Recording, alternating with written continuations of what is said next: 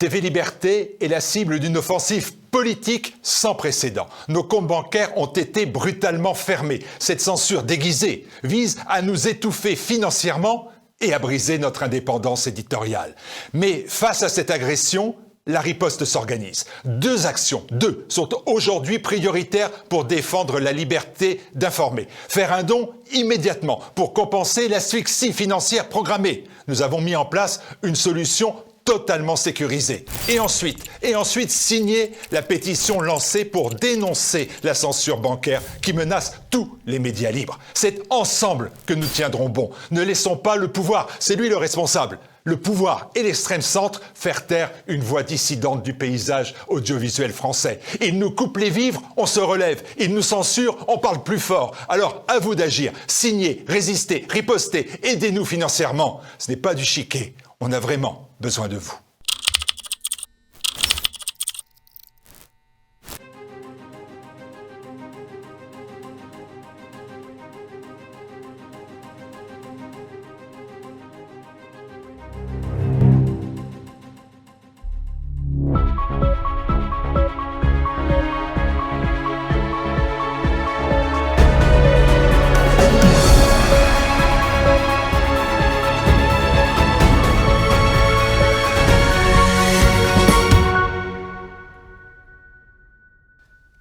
Bonjour à tous, bienvenue sur le plateau de Politique Économie. Aujourd'hui, je reçois quelqu'un que tout le monde connaît bien à TV Liberté. Il s'agit de Jean-Yves Le Gallou.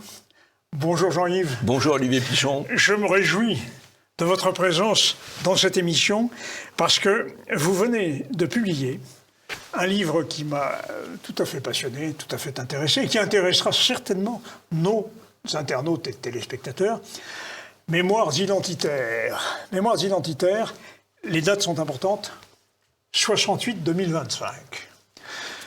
Vous écrirez les mémoires après 2025. Vous avez certainement encore beaucoup de choses à dire, car le livre est en effet très dense, mais tout à fait passionnant. Parce que, avant de faire un portrait de vous-même, je voudrais quand même dire à nos téléspectateurs qu'il s'agit de 50 années de vie politique française, une contribution à l'histoire de cette Ve République un peu finissante, il faut bien le dire, et en mauvais état, mais 50 années d'histoire dans laquelle vous avez été un acteur relativement décisif, contrairement d'ailleurs à ce que certains pensent. Alors, qui êtes-vous, Jean-Yves Le Gallou? Les téléspectateurs vous connaissent comme le responsable de l'émission consacrée aux médias, et c'est d'ailleurs un fil conducteur de votre livre.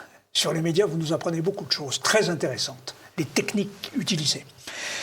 Vous êtes connu pour vos engagements pour l'identité et la liberté d'expression. Vous êtes un énarque, mais un peu défroqué quand même, hein, car dissident. Dissident. Voilà. Dissident. Haut fonctionnaire à Beauvau, élu politique, lanceur d'alerte et théoricien de la préférence nationale.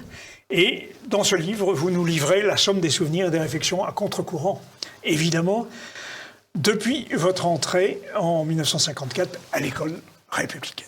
Alors nous allons commencer par là. Parce que le chapitre sur le monde d'avant, celui de l'école républicaine, celui de l'élitisme républicain, auquel nous devons, vous et moi, tant, cet élitisme républicain, il est mort, que je sache. Ah, il est mort. L'école, si vous voulez, moi je suis, comme vous l'avez dit, rappelé, un pur produit de l'école publique, de la méritocratie républicaine, des concours républicains. Mes quatre fils ont fait pour l'essentiel leur scolarité à l'école publique. Et si je regarde maintenant du côté de mes petits-enfants, ils sont à l'école privée, ou pour ceux qui sont pour le moment à l'école publique, ils seront dans 1 an ou 2 ans à l'école privée. Ouais. Et donc je considère que, et pourquoi ce n'est pas forcément les choix des parents ou les raisons des choix des parents qui ont changé, c'est l'école publique qui s'est effondrée. En même temps d'ailleurs, malheureusement que l'école privée, qui en dehors des écoles hors contrat, a eu plutôt tendance à suivre l'école publique, mais avec un certain retard et avec un certain maintien, ce qui fait qu'aujourd'hui, même l'école privée sous contrat, qui a suivi les dérives de l'école publique, est supérieure à l'école publique. Et je vais plus loin. Je pense aujourd'hui qu'on ne sortira pas en dehors de la privatisation de l'école. Ce qui est exactement à l'inverse de ce qui a été ma formation, de ce que j'ai reçu, mais à une époque différente. Voilà. Je constate aujourd'hui que l'école publique est morte. Absolument. C'est ce que j'avais dit dans un bouquin il y a 20 ans déjà, les dernières nouvelles du mammouth. Oui, il y a plus de 20 ans, je crois, Olivier. Le mammouth, il est mort, il s'est enfoncé dans les fondrières de la toundra, du pédagogisme et des pédagomaniaques. Oui. Bon. Alors, cette école républicaine vous a permis aussi d'accéder au plus haut niveau, puisque vous êtes un ancien élève de l'ENA, et vous êtes passé aussi par des concours généraux, vous avez eu des résultats très brillants. C'est important. L'histoire, pour vous, c'est très important. Oui, l'histoire m'a toujours passionné dès la petite enfance, dès le lycée, et j'étais très heureux d'avoir été présenté et lauréat du concours général en histoire et en géographie, et je pense que c'est un élément structurant de ma pensée, avec un goût pour la synthèse, parce que moi j'ai la nostalgie des grandes épreuves des concours, c'est-à-dire le concours général ou les concours type Sciences Po ENA, en tout cas à l'époque. Et l'agrégation, s'il vous plaît. L'agrégation d'histoire aussi. Et l'agrégation, je ne l'ai pas passé. Oui, je ne l'ai pas passé. Bien sûr, les grandes agrégations, c'est-à-dire les épreuves où vous êtes seul face à une copie pendant 5 heures ou 6 heures, qui est une épreuve, ce sont des épreuves qui nécessitent du fond. Il faut de la durée, du fond, et puis il faut du fond aussi intellectuel, et la capacité à la synthèse. Ce sont des grandes épreuves qui ont aujourd'hui quasiment disparu d'ailleurs des concours, puisqu'on préfère remplacer l'épreuve dite de culture générale, qui était censée avantager les gens qui avaient fait de bonnes études ou qui venaient de milieux avantagés, par une épreuve ou de motivation, où en général on demande de reproduire les conventions idéologiques du moment dominantes. C'est catastrophique. Voilà. Et c'est là que il y a l'hétérotélie. Vous utilisez souvent ce terme. C'est un terme de Jules Monod, le sociologue Jules Monod, parce que, qui a été président du Conseil scientifique du Front National à l'époque, et qui était un penseur tout à fait éminent. Et cette hétérotélie, c'est l'école républicaine. Je m'explique. Aujourd'hui, on a renoncé à l'élitisme républicain. On a voulu, par souci démocratique, que les milieux les plus populaires puissent accéder à l'école. Ce faisant, on a baissé le niveau. Et le résultat est exactement le contraire, puisqu'aujourd'hui, seuls les fils de famille réussissent dans les grandes écoles. Absolument. Voilà. On a réussi une contre-sélection. Voilà. On a réussi une contre-sélection. Alors, je dois dire, je cite l'anecdote de ma mère au moment des élections, des événements de mai 68, qu'elle avait interprété de manière extrêmement rustique, sur le thème « Ce sont les fils de bourgeois qui sont pas prêts à leurs examens, qui mettent le bazar pour éviter d'avoir à les passer ». Oui, c'était une vision de classe. Du ski. Oui, ils sont parvenus du ski. C'est une vision de classe qui était peut-être un peu complotiste, un peu simpliste, mais il y avait du vrai.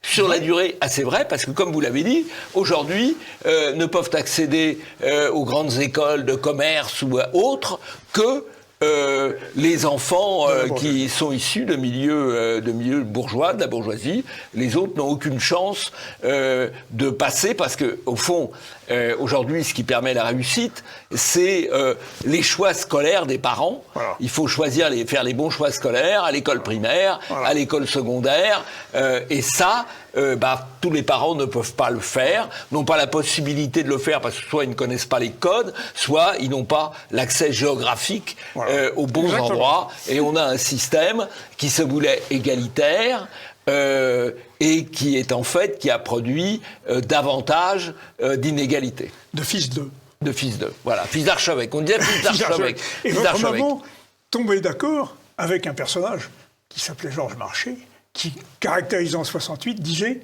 « c'est une révolte de petits bourgeois ». Oui, mais qui a réussi. Une révolte qui a réussi. Alors justement, votre entrée dans la politique, votre préoccupation politique vient certes de l'histoire, mais aussi de l'expérience que vous faites de 68. Et vous le dites dans le livre, la lâcheté des élites qui laisse tout tomber. C'est, je crois, si je vous ai bien lu, sur cette lâcheté des dirigeants au moment de la révolte des petits bourgeois en question, qui vous amène à vous poser un certain nombre de questions. Est-ce que je me trompe? Oui, absolument. Moi, je souhaite à l'époque, je suis à Sciences Po, en deuxième année de Sciences Po, je prépare les nages, je souhaite m'intégrer aux élites. Voilà. On va dire les choses. Et je vois que ce monde dans lequel je souhaite m'intégrer se liquéfie. Ouais. Fait sur lui. C'est minable, c'est lamentable. Et à partir de là, je vais avoir un regard, je ne vais jamais cesser d'avoir un regard critique sur les élites, sur les autorités, parce que je sais que derrière le masque de rigueur, de sérieux, d'autorité, eh bien, il peut y avoir la lâcheté à la première occasion. Et je raconte une anecdote au Conseil régional d'Île-de-France, où nous avons été ensemble, ce que je considère comme la pire anecdote. Un élu RPR de l'époque, on dirait LR aujourd'hui, qui vient me voir et qui me dit l'amendement de votre groupe, là, il est bien, je voudrais le voter, demander un scrutin public. Je demande le scrutin public, et il n'a pas voté pour. Uniquement les élus du Front National ont voté pour, il n'a pas voté pour. Je le vois à la buvette, qui est le lieu normal dans les assemblées, par excellence, et je lui dis, mais pourquoi? Il me dit, je n'ai pas compris.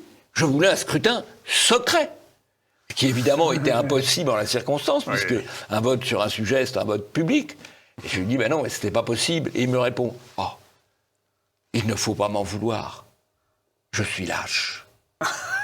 Et ça, je trouve ça terrifiant, parce que au XVIIIe, au XIXe siècle, il y avait des gens qui se levaient à 5 heures du matin, ils ne savaient pas manier l'épée, ils ne savaient pas manier le pistolet, mais ils étaient convoqués à un duel, ils y allaient, ils risquaient de mourir, ils allaient mourir, mais c'était mieux que de perdre l'honneur. Et là, on ne lui demande pas ça, mais il prend la lâcheté de dire qu'il est un lâche. La lâcheté comme excuse. C'est la pire des excuses. Oui, mais ça signe notre époque. Ça signe notre époque, et ça explique la situation politique depuis 40 ans ou 50 ans. Par le cumul de lâcheté. Alors, vous évoquez 68, et qui va déterminer votre attitude, parce que Jean-Yves Le Gallou, à l'origine, quand il sort de son lycée, vous l'avez dit, il veut s'intégrer dans les élites, mais vous l'avouez plus ou moins entre les lignes, vous êtes un modéré. Vous êtes modéré, absolument. Quelqu'un de raisonnable. Oui. Et votre radicalisme relatif, tout relatif, tient justement au fait que la société n'est plus ce qu'elle était. Ce qu'elle devient, une société de lâcheté, puisque c'est en... Alors, vous citez Enoch Powell. Oui. Je crois que c'est très important. Pouvez-vous nous dire un mot sur Enoch Powell? Alors, Enoch Powell, c'est encore 68. Donc ça fait près de 60 ans. Enfin, Bon. Enoch Powell, je le découvre dans Le Monde, parce que j'ai lu Le Monde pendant 50 ans, jusqu'au Covid, on va dire. Et je le découvre, Le Monde, je le découvre dans un article du Monde assez important, où on apprend que Enoch Powell, qui est l'un des espoirs du Parti conservateur britannique, a fait un discours très rude à Birmingham, dans sa circonscription de Birmingham, pour dénoncer les dangers de l'immigration pakistanaise en Grande-Bretagne. Et donc, il voit, avant tous les autres, le sujet de l'immigration, et il est immédiatement diabolisé. Alors que c'est un homme extrêmement brillant, latiniste, helléniste, Oxford, qui a fait une très belle guerre. On le voyait Premier ministre. On le voyait Premier ministre, la route de Downing Street lui était ouverte. Elle est fermée, le public britannique le soutient, il reçoit 300 ou 400 000 lettres, pas des courriels, des lettres à la main du public britannique qui le soutient. Les dockers organisent une manifestation de soutien, et les médias le démolissent, la finance le démolit, sa carrière est terminée. Et moi, je suis frappé par cette découverte, en quelque sorte, de l'immigration, parce que j'étais allé en Angleterre quelques années plus tôt, je n'avais pas vu cela. Mais lui le voit, et il annonce ce qui va suivre en Grande-Bretagne, et malheureusement dans tout le reste de l'Europe. Et vous citez Enoch Powell, le prophète diabolisé. Le prophète diabolisé. Et vous citez à 4 reprises dans votre livre la phrase de Peggy, dire ce que l'on voit, mais surtout voir ce que l'on voit. Je pense que c'est une phrase qu'il faut méditer et reméditer. Je vais faire une intervention à l'université d'été de Sophiapolis l'été prochain. J'ai choisi ce thème, j'ai choisi de commenter ce thème. Je le commenterai à la fois par rapport au passé, qu'est-ce qu'on ne voulait pas voir, qu'est-ce qu'on ne disait pas qu'on voyait, qu'est-ce qu'on ne voulait pas voir par rapport au passé et par rapport à maintenant, parce que la situation se pose aussi maintenant. Bien sûr, plus gravement encore. Plus aveuglément encore. Plus aveuglément encore. Et que certains ne voient toujours pas, enfin ne veulent pas voir. Ne veulent pas voir. Alors, vous voyez, ça c'est le mai 68, Enoch Powell, c'est en effet le deuxième chapitre de votre livre. Si vous voulez bien, Jean-Yves Le Gallou, nous allons poursuivre le parcours de votre livre, parfois chronologiquement, parfois thématiquement, parce qu'il y a des thèmes très importants, mais vous allez chercher d'abord des lieux intellectuels pour réfléchir, pour donner du concret en quelque sorte à votre expérience de 68. C'est le GRES, c'est le Club de l'Horloge. Alors en quelques mots, comment considérer ces organismes Ce sont le GRES, c'est un cercle de pensée intellectuelle qui fait des travaux à l'époque assez révolutionnaires, on va dire, ou qui publie, ou qui fait connaître des travaux à l'époque assez révolutionnaires sur la question de l'hérédité, de l'hérédité de l'intelligence.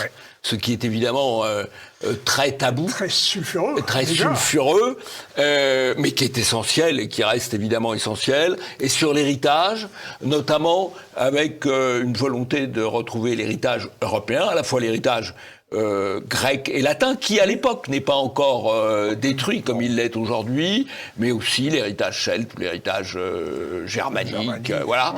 Et à travers notamment, c'est le Grèce notamment qui contribue à faire connaître les remarquables travaux de Dumézil sur, on va dire, la cosmogonie indo-européenne. La tripartition fonctionnelle. La tripartition fonctionnelle, la souveraineté, la défense, la production, voilà.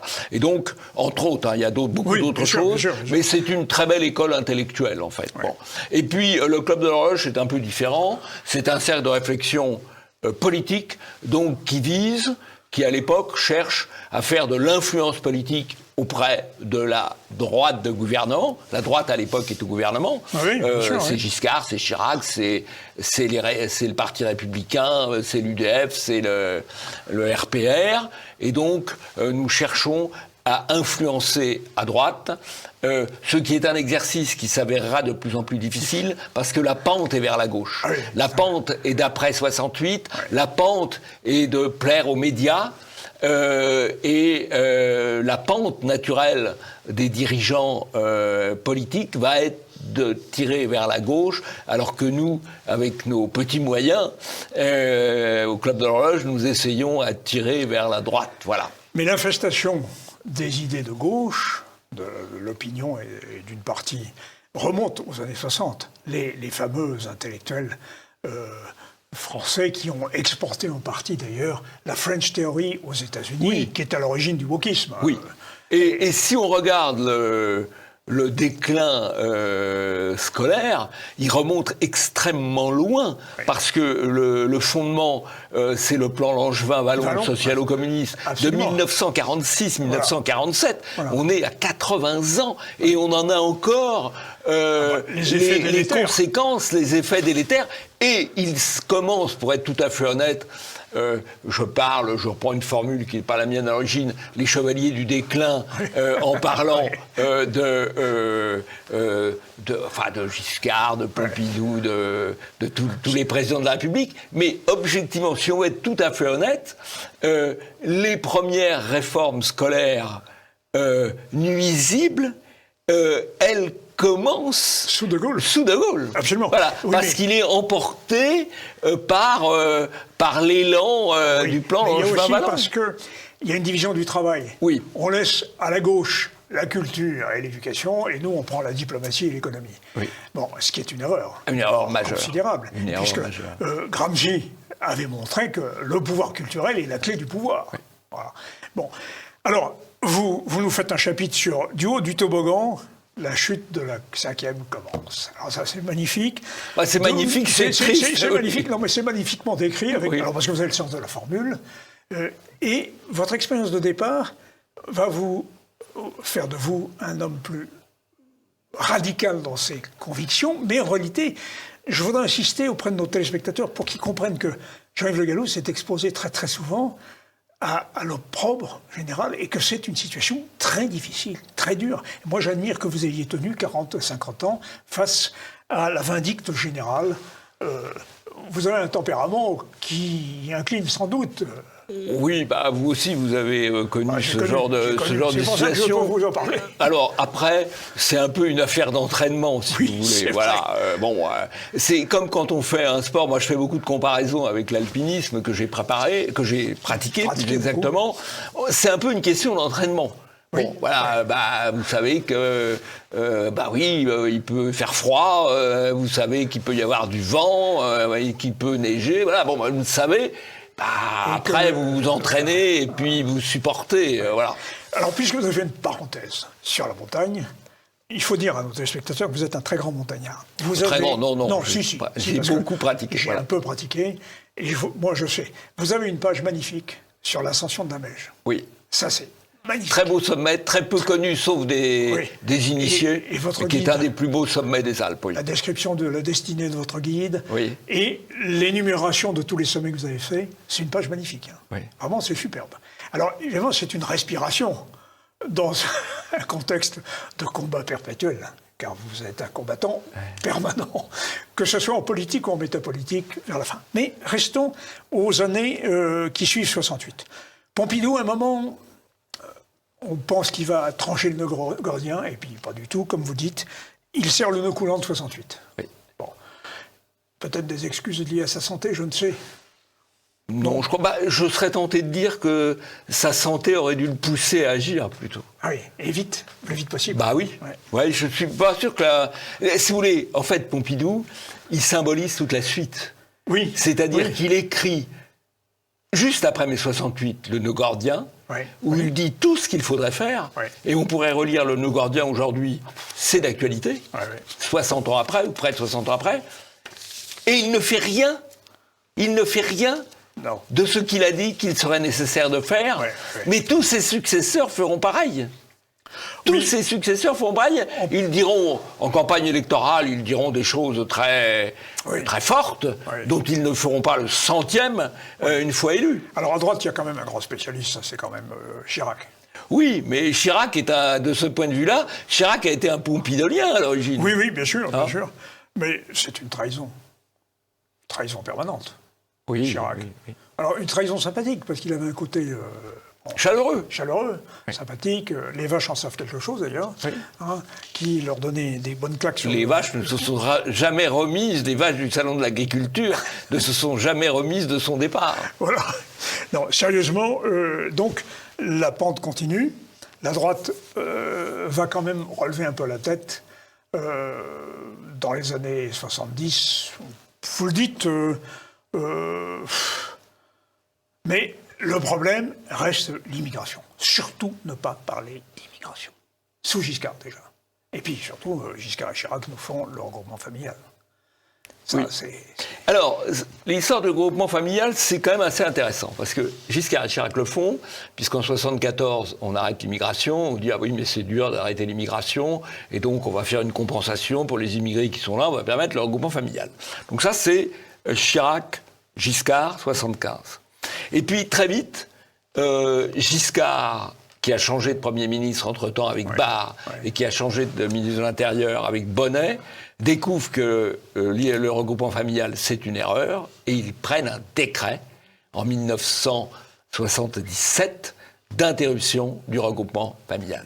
Et ce décret est cassé par le Conseil d'État. Le Conseil d'État prend le pouvoir en 1978, en imposant le regroupement familial. Donc c'est le coup d'État.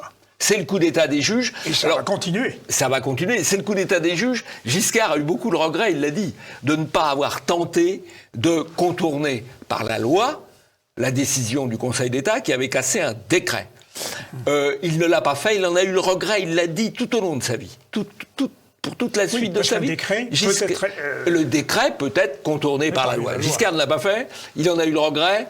Je pense qu'il n'aurait pas pu le faire, parce que s'il avait contourné le décret par la loi, alors le Conseil constitutionnel aurait cassé la loi en s'appuyant sur la jurisprudence du Conseil d'État. Et le Conseil constitutionnel s'est arrogé, par un coup d'État là aussi, la possibilité de contrôler le contenu de la loi en 1971. Et quand on parle de la Ve République, en fait, la Ve République, elle est morte en 1971, quand le Conseil constitutionnel a décidé qu'il avait pris le contrôle de la loi.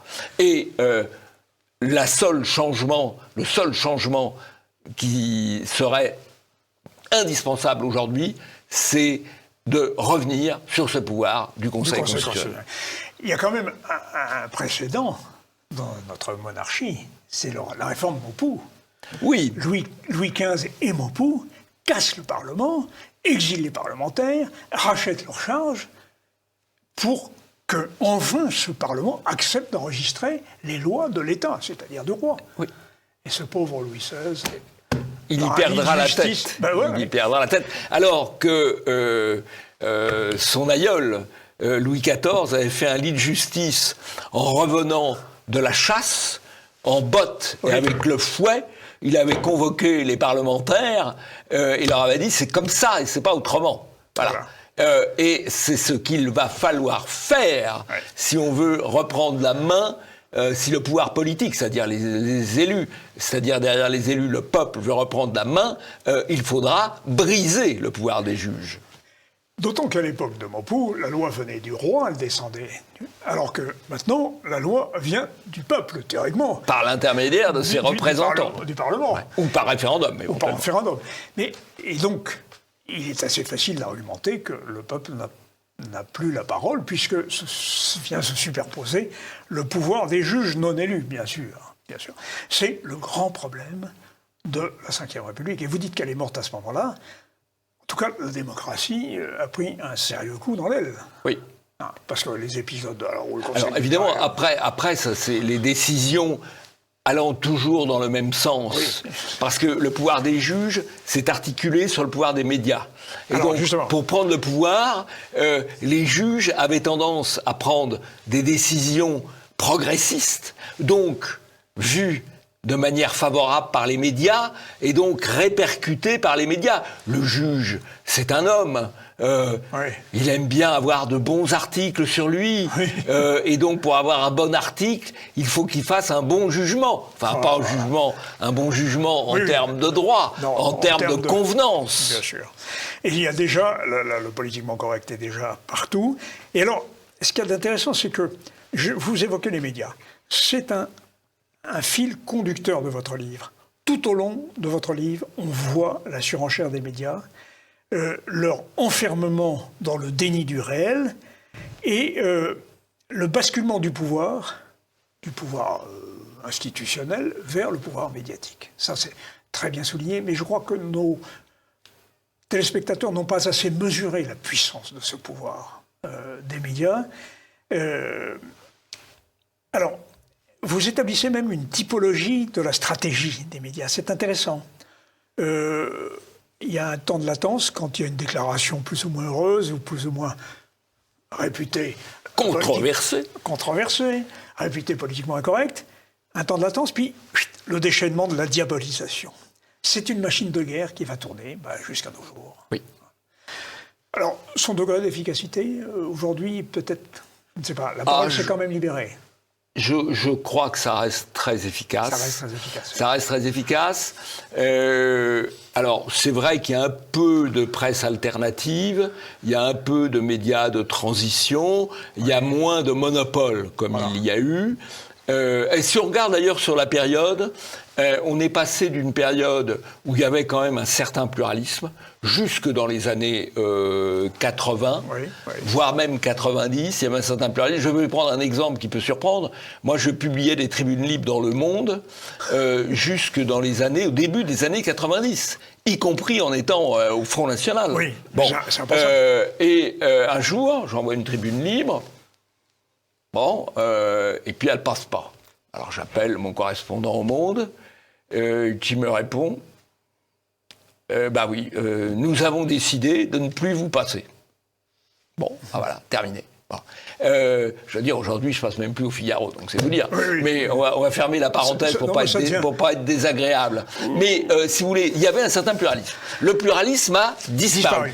Et puis, il y a eu une petite bouffée de pluralisme avec l'expérience de la 5. De Berlusconi dans les années, là aussi, 90. Voilà. Puis la 5 a disparu. Elle a été tuée. Et puis alors là, on arrive dans les âges sombres, où il n'y a plus de pluralisme, il n'y a même plus d'accès aux médias. Vous vous souvenez sans doute, vous qui avez aussi une expérience politique, Olivier, il pouvait arriver, à l'époque du Front National, qu'on fasse énormément de travail, et sur les marchés, les gens vous disent « mais on vous entend pas, vous ne faites rien ». Bah oui, parce que les médias n'en parlaient pas.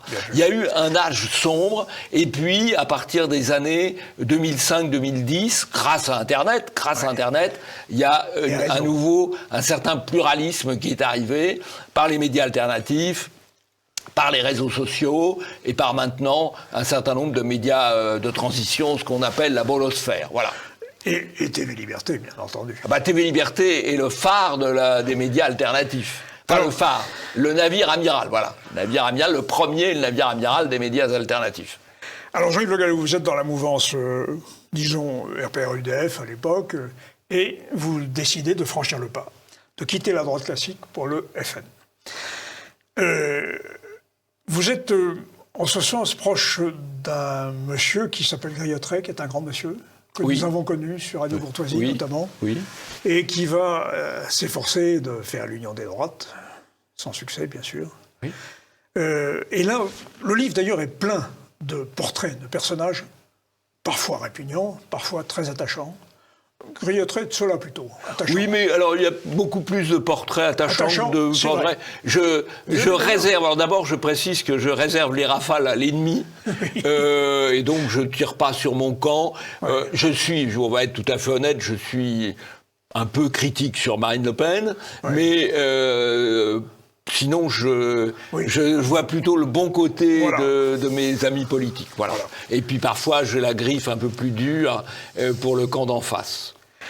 Alors, vous êtes aux côtés de Jean-Marie Le Pen, vous menez les élections municipales, les élections régionales, vous goûtez les délices proportionnalistes au Conseil régional. Oui. Hein, vous êtes élu en 86. Oui. Sous la présidence de Pierre-Charles Krieg. Hein, il y a d'abord Giraud pendant 2 ans, puis Pierre-Charles Krieg, Et là, vous lui rendez hommage. Alors Pierre-Charles Krieg était un homme politique gaulliste, résistant, au fond de lui-même légitimiste, c'est-à-dire attaché à la monarchie et à la monarchie de la branche aînée, c'est-à-dire les Bourbons d'Espagne. C'était un homme assez cultivé, détaché, courageux. Vous savez qu'il a interdit, après son passage à la région, il était resté maire du 4e arrondissement, et il avait interdit le drapeau arc-en-ciel dans le 4e arrondissement, ce qui, compte tenu du public du 4e arrondissement de Paris, ne manquait pas d'un certain panache et d'un certain courage. Je vois très bien les bars du 4e. Les bars du 4e maintenant sont un peu colorés. Voilà. Alors, évidemment, le FN n'apparaît, vous dites vous-même, dans ces années-là, 86-88, le pouvoir d'effraction. C'est-à-dire qu'il s'agit de bousculer la classe politique, mais un certain nombre d'événements vont se produire, et notamment, alors c'est typique de ces 40 années, il y a un événement qui va être exploité et qui va nuire, en général à toutes les droites, mais à la droite nationale. C'était le cas de la mort de Malik Oussekine, après les manifestations contre la loi de Vaquet. Alors, si vous voulez, la mort de Malik Oussekine est absolument déterminante. La mort de Malik Oussekine, qu'est-ce qui se passe ? En 1986, le gouvernement Chirac a entrepris un certain nombre de réformes. Avant l'été, il a entrepris la privatisation et le rétablissement du scrutin majoritaire. Et il a gardé, pour après l'été, ce qui n'était pas une très bonne idée, 2 réformes de société importantes qui allaient plutôt clairement dans le bon sens. Voilà, clairement dans le bon sens, c'est-à-dire la réforme des universités, qu'on a appelée la réforme de Baquet, et la réforme du Code de la nationalité. Ouais. Il garde ça pour après l'été, et donc pour la rentrée universitaire. Évidemment, l'UNEF, les trotskistes, Julien Drey, les agents de Mitterrand lancent une série de manifestations. Le pouvoir tient bon pendant un certain temps, réprime les manifestations, et puis arrive un malheur, début décembre 1986, lors de la répression d'une manifestation, un jeune étudiant de Dauphine meurt, il était malade, mais enfin il meurt sous les coups de la police, et en plus... Il s'appelle Malik Oussekine, donc ça devient un crime raciste, et donc il y a une émotion immense, montée évidemment en mayonnaise par tous les médias, et Chirac renonce à la réforme, réforme des universités dans un premier temps, de la nationalité dans un deuxième temps. C'est le début de la marche arrière, c'est le début de l'abandon. Et après cette affaire, il n'y aura plus une seule réforme de droite, entendez bien, une seule réforme de droite un peu conséquente qui sera menée à bout. À chaque fois qu'il y aura une tentative de réforme, il y aura des manifestations et le pouvoir cédera aux manifestations. Alors qu'à contrario, quand il y aura des manifs de droite contre des projets de gauche, eh bien, le pouvoir ira jusqu'au bout en utilisant la répression, y compris la répression violente, moyennement violente, on va dire, lors de l'affaire de la manif pour tous, extrêmement violente lors de l'affaire des Gilets jaunes. Mais, si vous voulez, on peut établir une loi de sciences politiques. La loi de sciences politiques est la suivante. Toute manifestation de droite contre une mesure de gauche est condamnée par les médias et n'obtiendra pas satisfaction. Et l'autre volet, c'est toute manifestation de gauche contre une mesure de droite soutenue par les médias obtiendra satisfaction.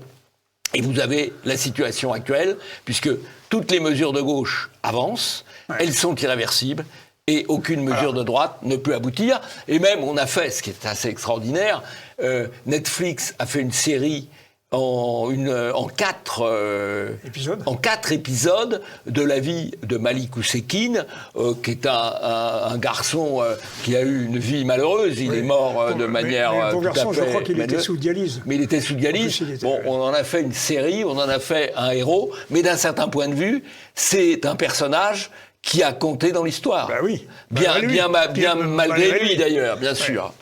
Ça avait été un petit peu la même chose, mais il n'y avait pas le FN à l'époque, au moment de Copernic, l'attentat de Copernic. Alors c'est quand même la même substance, virtuellement.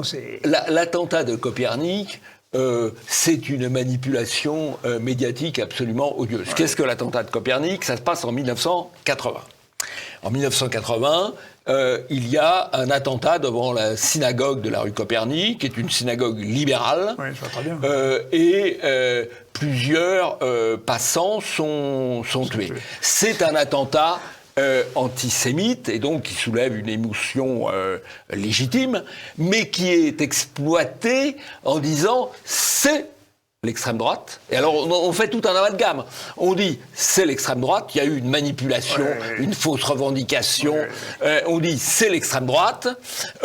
Derrière l'extrême droite, ce sont les théoriciens de la nouvelle droite au Figaro Magazine, et Giscard est complice. Et donc, on réussit dans cette opération à faire une opération de diabolisation de ce qu'on appelle l'extrême droite, une opération d'épuration du Figaro Magazine, qui était un journal de droite, et une opération de diabolisation, de dénigrement de Giscard, qui va perdre la présidentielle quelques mois plus tard au profit de François Mitterrand. Et qui a commis l'attentat de la rue Copernic ? On le sait aujourd'hui, c'est un Palestinien libanais, je crois, qui est réfugié au Canada, qu'on continue de poursuivre. Combien ? 40 ans après ? Peu importe. 45 ans. Mais la manipulation a été totalement efficace. Alors pourtant, 88, ce sont les élections présidentielles. Bon, en effet, à la fin de la décennie, Jean-Marie Le Pen fait une assez bonne campagne, malgré un dérapage verbal, la fameuse affaire du détail. Bon, dans le livre, vous êtes assez critique parfois sur les écarts de langage du président du FN, en disant que parfois ils ont des accents potachiques, un peu comme le Durafour crématoire et compagnie, et que c'est en effet malheureux, mais en 88, le score n'est pas négligeable. Alors, si vous voulez, si vous prenez l'histoire telle qu'elle est écrite aujourd'hui, telle que je pense vraiment la majorité des observateurs politiques et la majorité des acteurs politiques le croient. Ils croient que la diabolisation du Front National est venue de l'affaire du détail. C'est à mon avis faux. Je le démontre de différentes manières. La première, c'est que la diabolisation, elle commence avant le détail. Bien Moi, avant. j'ai basculé au Front National en 85. J'étais parfaitement conscient de sauter dans le chaudron de la diabolisation. Il n'y avait pas du tout ce type de problème à ce moment-là. Que après le détail, qui est une campagne qui s'est déclenchée quand même avec 48 heures de délai, mais passons. Après le détail... Oui, mais ça, c'est dans la typologie Le Pen, c'est dans la typologie qu'on a dit. médias. Mais Le Pen, après le détail, il fait 15% à la présidentielle, il explose les records précédents, puisqu'il part de 10% législative, il monte à 15% à la présidentielle.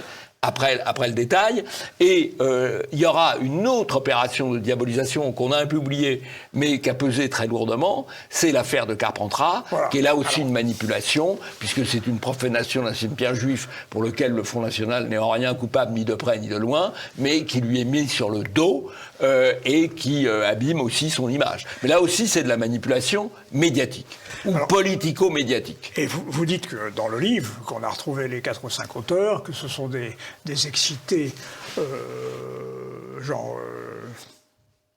extrême droite, que finalement, l'un d'entre eux a fait des aveux, qu'un autre a été plus ou moins exécuté ou il est mort. flingué. Il y a eu une série de morts. Vous savez, il y a une série de morts. Celui qui l'a tué est retrouvé au fond de l'eau. Avec, voilà. Donc, et Éric Branca, qui a fait un livre, le journaliste de Valeurs Actuelles, qui a fait un livre de mémoire avec Yves Bertrand, l'ancien patron des RG, il lui demande comment vous expliquez qu'il y ait un mort, puis que celui qui a tué le mort soit mort aussi. Il répond « Je ne me l'explique pas », ce qui est charmant. Je ne me l'explique pas, mais je sais. Je ne sais pas. Alors, on ne sait pas. Alors, après 88, il y a une petite dépression. Là. Une grosse dépression. Grosse dépression, oui. En plus, Jean-Pierre Sirdois meurt dans un accident de la route. Vous l'évoquez. Et à ce moment-là, vous faites un petit intermède monarchique et révolutionnaire. J'ai aimé ce petit intermède, un hommage aux légitimistes. Alors, un hommage au duc d'Anjou aussi, qui se tue au ski. Et décapité en 1989, 2 siècles après. Ouais. Alors, c'est curieux. Le petit intermède, 2 mots sur Jean-Pierre Sirdois, qui vous le citez. Ça a été un homme politique qui a fait entrer le thème de l'immigration dans le débat. C'est lui qui a fait les premières campagnes sur l'immigration à Dreux, et donc il a marqué le paysage politique. Ensuite, effectivement, c'est en 1988 qu'il se tue, et on a ce que vous appelez effectivement, ce que j'appelle dans le livre l'intermède républicano-monarchique, et qui est très important, je pense, dans la manière dont la pensée politique a pu évoluer à droite. D'abord, il y a le millénaire capétien en 1987, qui fait revenir le souvenir de la France monarchique.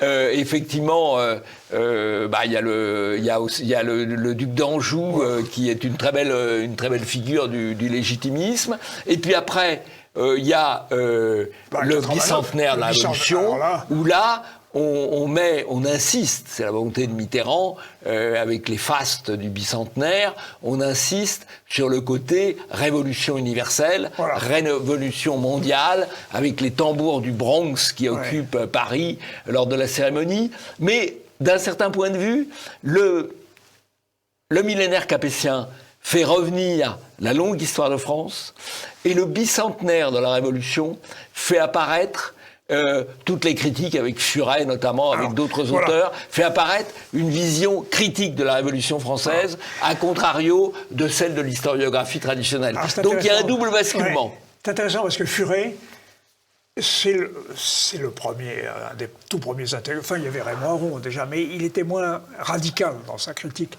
Furet, c'est le début d'une série d'intellectuels qui vont justement ne pas tomber du côté où les intellectuels penchent, c'est-à-dire à gauche. Ils vont être révisionnistes de l'histoire de France. Et alors on en aura toute une série, et aujourd'hui on en a beaucoup. On a Marcel Gauchet, on a Sylvain Guggenheim, on a même Pierre Nora qui vient de nous quitter, qui vient de mourir, hein, vous avez vu que Pierre Nora est mort hier. Il y a un certain nombre d'intellectuels qui ne sont plus du tout dans le sens.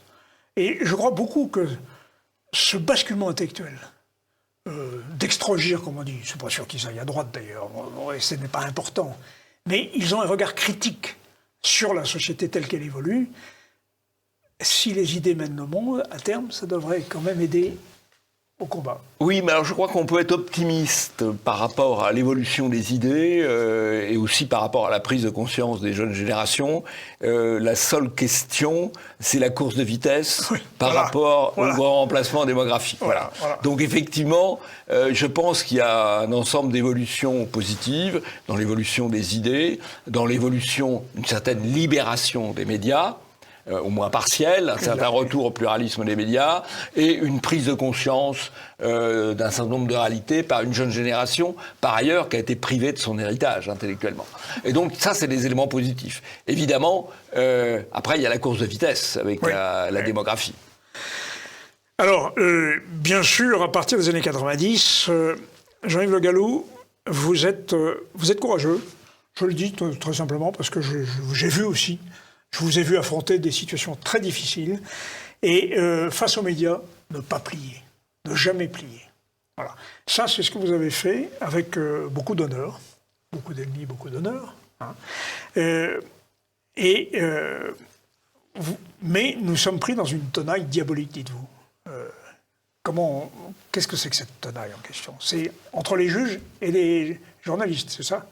Oui, la tenaille, juge média, vous faites une déclaration qui n'est pas tout à fait politiquement correcte, on annonce des poursuites, les médias parlent des poursuites, les juges condamnent généralement en première instance, les médias parlent de la condamnation, on gagne parfois en appel ou en cassation, mais les médias n'en parlent pas. Voilà. Et donc on est pris, c'est très très curieux. Voilà. D'ailleurs, je le vis, mais en ce moment même où, dans un contentieux qui oppose l'Institut Iliade au préfet de police de Paris, qui avait interdit de manière absolument scandaleuse et liberticide une réunion d'hommage à l'historien Dominique Vénère il y a 2 ans, voilà, je me souviens très bien. Eh bien, à l'appui de son interdiction, qui va être jugée dans 6 mois ou 1 an, le préfet de police, ou plus exactement le grouillot de la préfecture de police qui a écrit le mémoire, explique que dans les raisons qu'il y avait d'interdire cette manifestation, ce colloque, c'est qu'il y avait des gens qui pouvaient tenir des propos contraires à la loi, en particulier votre serviteur, qui avait été condamné, tenez-vous bien, en 1990, il y a donc 35 ans, sous prétexte que j'aurais été condamné pour diffamation raciale il y a 35 ans, je serais interdit de parole aujourd'hui. Avec ce fait tout de même important, c'est que la condamnation qu'il cite n'existe pas, puisqu'elle a été infirmée en appel, et qu'il est diffamatoire d'accuser quelqu'un d'avoir été condamné alors qu'il ne l'a pas été. Mais ça vous donne une idée de la puissance des médias, parce que, vous voyez, là, en l'occurrence, le grouillot de la préfecture de police, c'est-à-dire une forme de l'État profond français, où il puise ses sources dans le monde. Et de quoi parle le monde? Il parle de la condamnation. Alors, pour être tout à fait honnête, il a quand même parlé de l'infirmation en appel, mais si vous voulez, c'est l'affaire du pâté d'alouette. Oui. C'est un cheval de condamnation, une alouette d'infirmation. Voilà. Voilà. Alors, ça n'empêche pas, évidemment, d'avoir des élus dans les régions. Ça, en 92, vous passez de combien? On passe 37. Oui, 15 à 37, oui, absolument. Oui, c'est des périodes sympathiques. Oui, dont votre serviteur. Absolument. Et alors, c'est à ce moment-là qu'on voit monter la personnalité de Bruno Maigret avec bon, la délégation générale et le secrétariat général, bon, il y a déjà un petit peu de tension là. Mais il crée la revue Identité, et dont vous êtes aussi un des rédacteurs. C'est, comment vous dire, le Front National se dote d'une structure, je dirais, pensante. Il l'avait déjà avec le Conseil scientifique, etc. Mais manifestement, les idées continuent de se développer. Et puis ça conduit aussi à des succès municipaux, puisque 4 villes sont emportées. Mais sont emportées dans la tourmente aussi, hein, parce que seul le chevalier résiste, et il sera élu député aussi, oui. Autant que je me souvienne. Bon, et malheureusement, à la fin des années 90, arrive la fameuse grande crevasse, hein, l'explosion entre Maigret et Le Pen. Alors, je vous raconte tout ça dans le détail, c'est très précis. On va peut-être pas s'y étendre. Non, on va pas s'y étendre. Alors, je le dis pour les spectateurs que ça peut intéresser. C'est traité, je pense, de manière assez équilibrée, en tout cas sans aucune acrimonie et avec...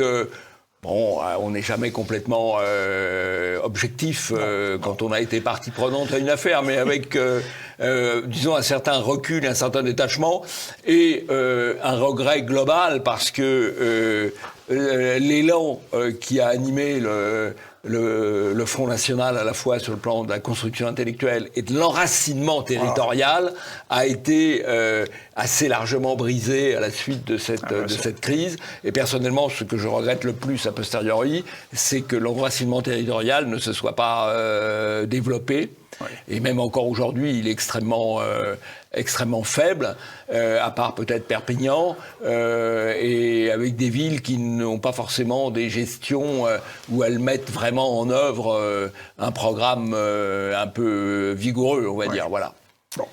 Alors, avant d'arriver à la situation contemporaine, il y a un moment où vous posez alors une question thématique, c'est que vous regagnez vos fonctions de hauts fonctionnaires dans un certain nombre de services. C'est l'avantage d'avoir un parachute, oui. Voilà. Et je ne discuterai pas du parachute. Vous avez des développements intéressants, un peu microcosmiques, pardon, pas microscopiques, bien sûr, oui. Sur un certain nombre de personnalités issues de l'ENA, oui. La haute fonction publique, qui n'est pas sans intérêt non plus. Il y a une sociologie de la haute fonction publique. Je pense qu'il y a un intérêt sociologique. Mais non, ce sont des personnages qui ne sont pas connus, d'ailleurs. Ils n'ont pas vocation à l'être. C'est pas tout le monde non plus. Il y a des personnalités intéressantes. Ouais. Bon. Mais moi, ce qui m'intéresse, c'est la réflexion que vous faites, et qui intéressera nos téléspectateurs, sur le service de ou la destruction du modèle français. C'est-à-dire qu'on assiste à... c'est ce que vous appelez la RGPP. Oui, la Revue Générale des Politiques Publiques, voilà, qui a été poursuivie d'ailleurs en MAP. MAP, c'est ça. MAP. Modernisation de l'administration publique. Voilà. Et là, alors là, c'est absolument effrayant, mais je crois qu'on en mesure les effets aujourd'hui, en termes budgétaires, par exemple. Oui. Les agences gouvernementales qui dépensent plus que le budget de l'éducation nationale, par exemple. Or, ce qui est très intéressant, c'est que vous montrez vraiment cette inflation des institutions. D'abord, nos concitoyens vont avoir 5 niveaux de représentation. Hein, la commune, la communauté de communes, et puis les regroupements de communes, puis le département, puis la région, enfin, sans compter l'Europe, bien sûr, et puis l'État entre les deux. En fait, ça correspond à quelque chose de espèce de gigantesque bordel, excusez-moi l'expression. C'est-à-dire, c'est ainsi un système où tout le monde paralyse tout le monde. Je cite un exemple sur les questions de relations humaines, à propos d'une mission que j'avais faite sur les hélicoptères de la sécurité civile. Oui, donc vous avez la fonction RH, oui, au niveau de la base d'hélicoptères. Bon. Ouais. Vous avez la fonction RH au niveau du bureau des moyens aériens du ministère. Et puis vous avez la fonction RH au niveau de la direction générale de la sécurité civile, et vous avez en plus la fonction RH aux fonctions du ministère. Ouais, et donc, tout ça aboutit au fait, quand on dit que les fonctionnaires ne travaillent pas, c'est pas juste. En fait, ils se donnent du travail les uns aux autres, parce que tout ça amène, alors je cite cet exemple-là, oui, mais il y en a beaucoup d'autres. Dans la RGPP, on va créer pour l'environnement, l'énergie, on va créer des directions générales. Et ben, quand vous créez une direction générale, vous avez une direction générale avec un cabinet, et puis derrière, il y a des directeurs avec des cabinets, et tout ce petit monde joue au ping-pong et se donne du travail, et se paralyse. Oui. Et le résultat final, alors ça c'est quand même très intéressant, c'est qu'on dépense plus, qu'on voulait dépenser moins, que depuis De Gaulle on parlait de décentralisation, et qu'on a plus de jacobinisme. Alors vous faites une comparaison intéressante, vous dites, il y a le bon cholestérol, le mauvais cholestérol, il y a le bon jacobinisme et le mauvais jacobinisme. En l'occurrence, c'est le mauvais. Oui. Alors, c'est vrai il y a eu la politique de décentralisation qui ont amené à la multiplication des collectivités et donc à donner plus de pouvoir aux collectivités supérieures aux collectivités inférieures, ce qui est une forme de centralisation. Exemple typique, les communautés de communes ou les groupements de communes qui contrôlent les communes, les départements, les régions.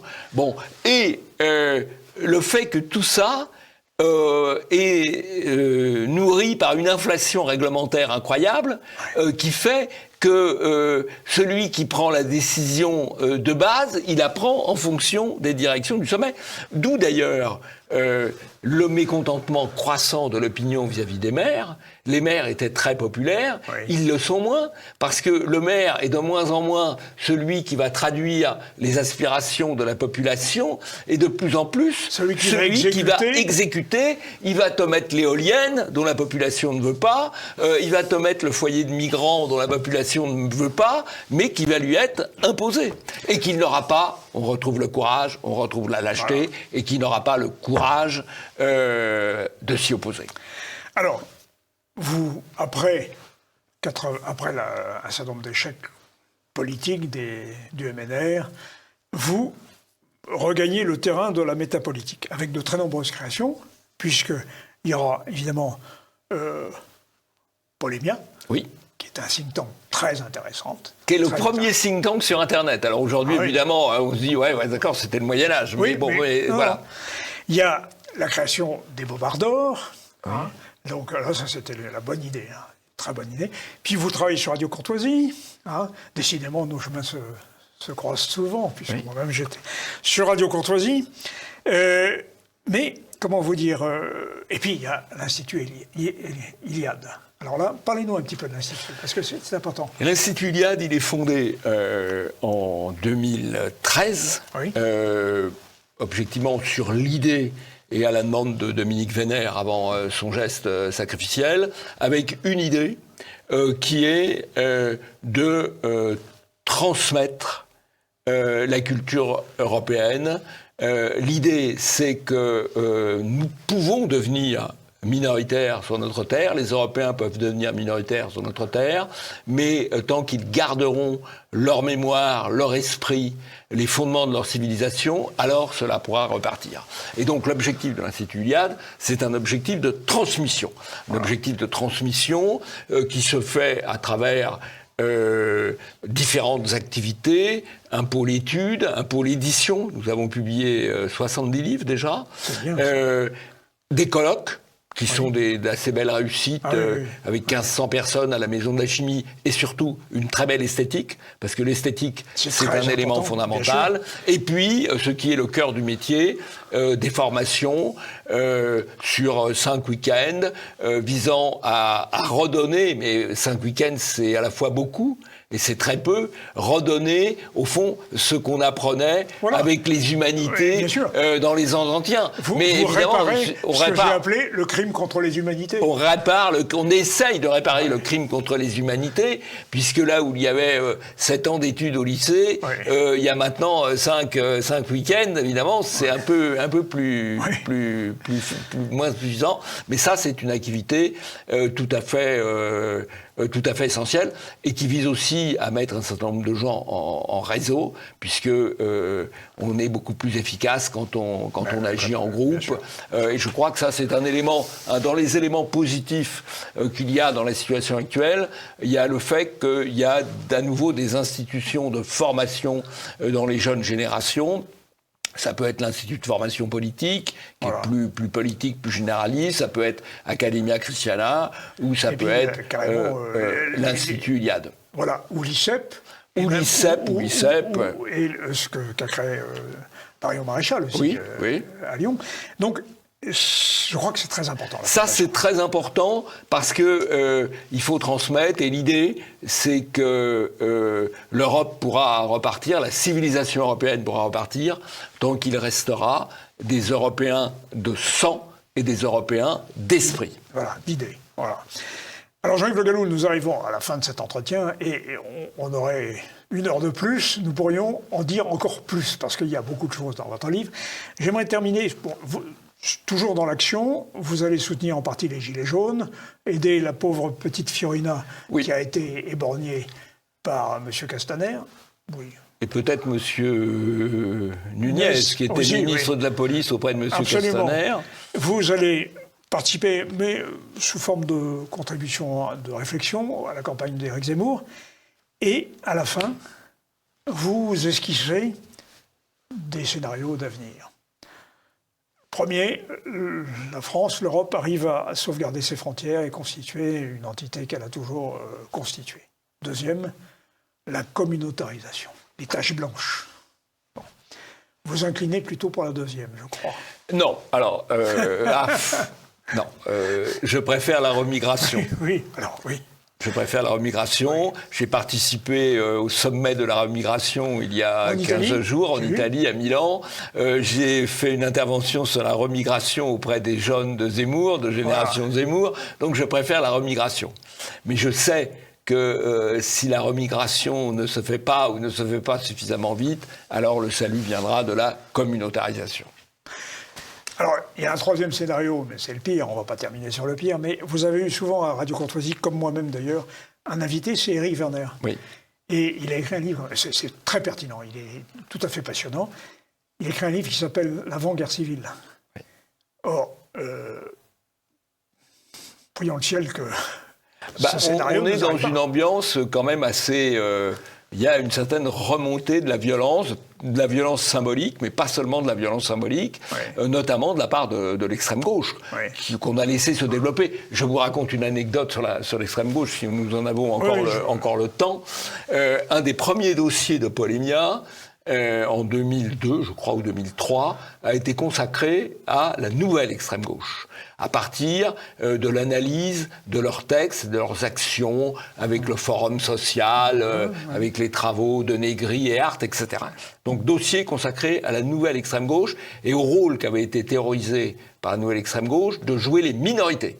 Minorités ethniques, minorités religieuses, minorités sexuelles. C'est théorisé il y a plus de 20 ans. Oui. Et donc, à l'époque du début de Polemiat, sans doute étais-je encore trop naïf, mais j'essaye de porter l'idée auprès de certains dirigeants du RPR et auprès du patronat, du MEDEF. Oui, je vois. Oui. Et j'ai la même réponse des deux. Ah oui, mais l'extrême gauche, ça nous arrange plutôt. Mais oui. Ça va diviser la gauche. Bien sûr. Ça nous arrange plutôt. Un petit calcul politicien. Et vous voyez, 20 ans après, les faits, parce qu'ils se sont développés. Ça nous arrange plutôt. Alors, on leur laissait l'accès aux médias, on leur laissait les financements, on leur donnait des crédits, parce que tous ces gens-là sont financés sur des crédits publics. Bien sûr. Voilà. Et voilà le raisonnement. Il y aura des choses à dire sur le patronat. Oui. Moi, j'ai connu le patronat des années 70-80, qui était un patronat plutôt conservateur. Avec quelques-uns de vos camarades de promotion, d'ailleurs, comme les Henri Proliot et d'autres encore. Après, il y a eu le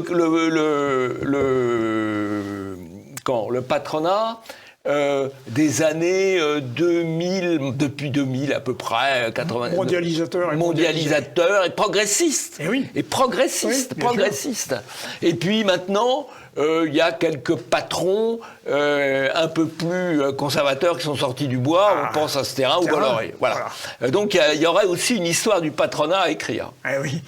Et bien, nous allons terminer cet entretien. Mais il y a un aspect aussi qui est dans votre livre, qui est très important, qui mériterait à lui seul c'est la défense des libertés. Or, il faut reconnaître qu'aujourd'hui, jamais les libertés n'ont été à ce point menacées, atteintes. Toutes les libertés. Toutes les, y compris celles des conversations privées avec la loi Lefebvre. Circuler, les conversations privées, expressions, oui. Mais j'ai tout un chapitre qui est effectivement presque l'un des plus préoccupants. Ah oui. Et, si vous voulez, ce qui est très important par rapport à ça, c'est le discours qu'a fait le vice-président Vance, vice-président américain Vance, oui. à Munich, Vance, Oui. quand il a associé à la fois les deux dangers pour l'Europe, la perte de ses libertés et le développement de l'immigration, les deux étant liés, puisque c'est parce qu'il y a de moins en moins de liberté qu'on peut imposer de plus en plus d'immigration. Bien sûr. Et bien voilà, une conclusion toute provisoire, parce que, encore une fois... Le combat continue. Voilà, et nous n'avons pas épuisé la substance du livre. Non. Merci Jean-Yves Le Gallou. Merci Olivier Pichon. Merci chers téléspectateurs, et à très bientôt sur TV Liberté.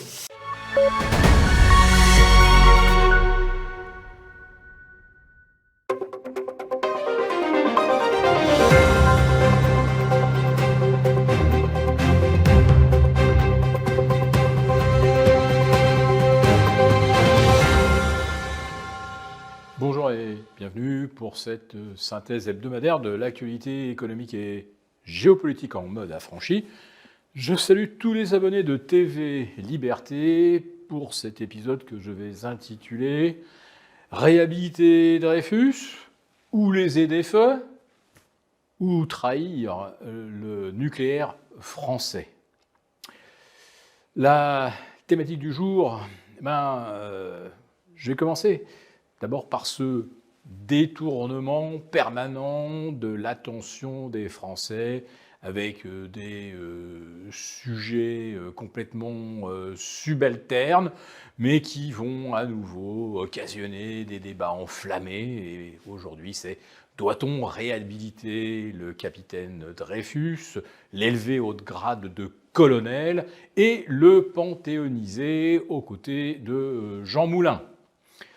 Et pendant ce temps-là, eh bien, la France, elle, creuse ses déficits et l'écart entre l'Élysée et le peuple continue lui aussi de se creuser, puisque Macron, déguisé en ouvrier avec veste orange et casque de chantier, affirme qu'il fera tout pour réhabiliter les fameuses ZFE, qui sont des instruments de discrimination des citoyens français qui se lèvent tôt pour aller bosser.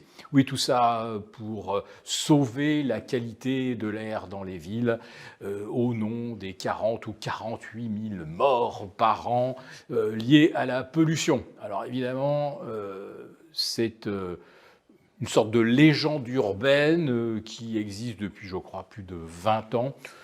Une étude dont on n'a jamais véritablement connu la source, qui n'a jamais été revue, comme on dit, par les pairs, et qui affirme que chaque année, 40 000 personnes meurent prématurément à cause de la pollution, alors qu'il n'y a en fait dans les hôpitaux aucune unité de secours aux personnes suffoquées par la pollution. Mais surtout, pour battre notre coulpe et nous imposer des ZFE, est-ce que ceux qui l'ont conçu sont seulement allés une fois visiter une ville indienne, une métropole industrielle chinoise, où le soleil apparaît comme une orange à 13h à cause du nuage de pollution. Là, oui, effectivement, il y a des pays où la qualité de l'air dans les villes est un véritable souci.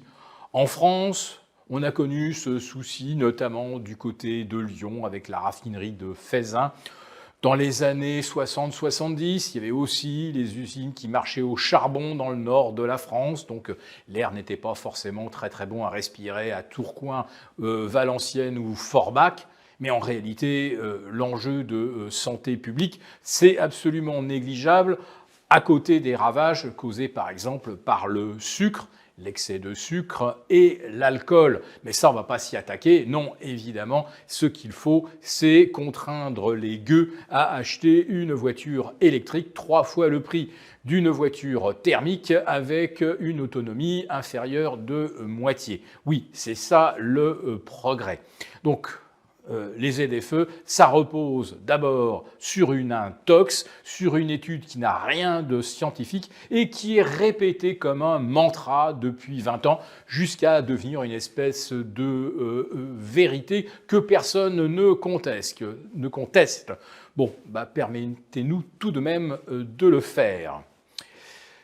En dehors des ZFE, il y a autre chose qui devrait nous préoccuper. Et oui, améliorer la qualité de l'air, il y a un bon moyen, évidemment, c'est de continuer de développer nos capacités nucléaires. Mais voilà qu'une députée PS, mais bon, qui soutient quand même la majorité, l'ex-majorité macroniste, vient de faire passer par erreur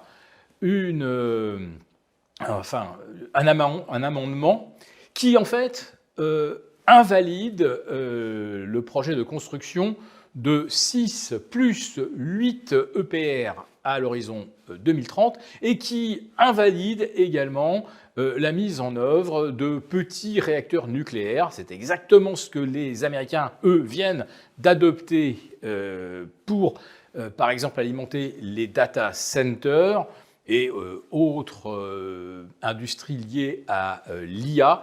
Donc aux États-Unis, on va développer ces petits réacteurs nucléaires d'une technologie que l'on connaît bien, puisque ce sont ces mêmes réacteurs qui équipent les sous-marins, les porte-avions et parfois les brise-glaces nucléaires. Eh bien, en France, il se trouve qu'une députée, Noëlle Pétel, a torpillé cela, soi-disant par erreur, alors que c'est le meilleur moyen de décarboner, puisqu'on veut passer absolument au tout électrique. C'est à n'y plus rien comprendre, sauf si, évidemment, cet amendement déposé par erreur serait en réalité une forme d'accord passé avec les écologistes dans je ne sais quel objectif de futur scrutin. Sinon, ça n'a absolument aucun sens. Mais ce qui n'a encore moins de sens, c'est que cet amendement n'aurait pas dû être adopté, et notamment par les députés de la majorité, puisque c'est un projet présidentiel que de construire de nouveaux EPR. Donc on ne comprend vraiment plus rien à la façon dont fonctionne ce pays. Par contre, ce que l'on sait, c'est qu'on va continuer de donner de l'argent à l'Ukraine. L'Ukraine qui, la semaine dernière, a fait défaut sur le remboursement de sa dette, ce qui, techniquement, caractérise ce que l'on appelle un défaut. Et le défaut, dans le langage courant de n'importe quel citoyen français, ça signifie que l'Ukraine est en faillite malgré les dizaines, les centaines de milliards qui lui ont été donnés. Alors peut-être que si l'on retrouvait la moitié des sommes que M. Zelensky dit ne pas avoir perçues, peut-être que le défaut aurait pu être évité. Mais il se trouve que l'Europe ne s'est jamais vraiment préoccupée de savoir où était passée justement la moitié de l'argent des contribuables européens. En tout cas, ce qui est sûr, c'est que grâce aux ZFE, on va beaucoup mieux respirer. Nous avons conçu à votre attention un rapport spécial que vous obtiendrez gratuitement en cliquant dans le lien en description de cette vidéo. Un rapport spécial qui analyse toutes les conséquences économiques, financières et patrimoniales.